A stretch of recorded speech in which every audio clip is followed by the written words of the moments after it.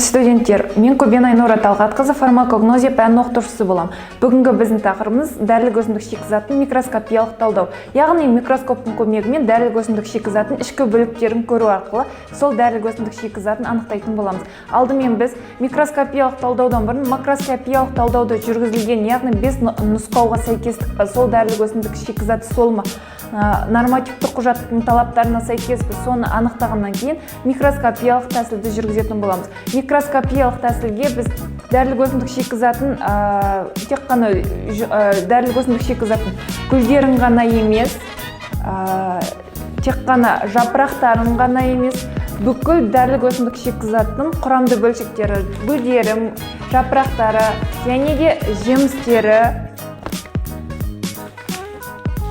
және де тамыр сабақтары қолданылуы мүмкін. Осы өсімдіктердің ішкі бөліктерін біз микроскоптың көмегімен көру арқылы жұмысты жүзеге асырамыз.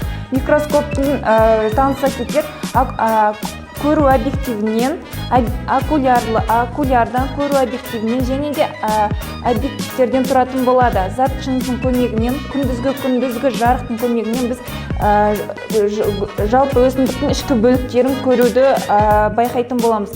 Міндетті түрде заттық шыны таза және де таза болуы керек. Яғни бізге қазіргі уақытта ромашка гүлінің көмекші құрал ретінде біз өзімізге көмекші жұмыс ретінде жасап алғанбыз. Ол 1-2 күн алдын жасалынады. Яғни керекті біздегі қайнатылған немесе басқа да сұйық ерітінділерде ромашка гүлінің гүлдерін біз жасап алып дайындап қойғанбыз. Алдымен заттық шыныны біз бірінші заттық шыныны алып, пипетканың көмегімен біз, яғни жұмысшыдан ерітіндісінен ромашка гүлінің бір бөлігін алып, екінші заттық шынымен жауудан бұрын глицеринмен бетін, яғни арасындағы ауасын шығару үшін глицеринді қолданатын боламыз. Яғни бір тамшы глицерин тамызу арқылы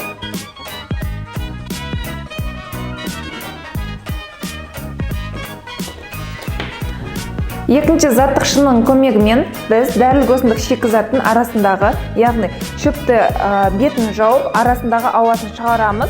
Және де микроскопқа орналастырып, жарықтың көмегімен, яғни жарықтың көмегімен біз көру түтік арқылы көреміз. Және ромашка гүлінің ішкі бөлігінде эпидермис және де гүлдердің ішкі кесінділері, орналасу түтіктерін формаларын көру арқылы біз жүзеге асыратын боламыз. Және кез келген дәрілік өсімдік шикізаттың жасамас бұрын алдын ала оны қайнату немесе өте жұмсақ жапырақтар болса, оларды қайнатудың да қажеті жоқ болып табылады. Нормативті құжатқа берілген сәйкестік бойынша жұмыс жасалуы керек болып табылады.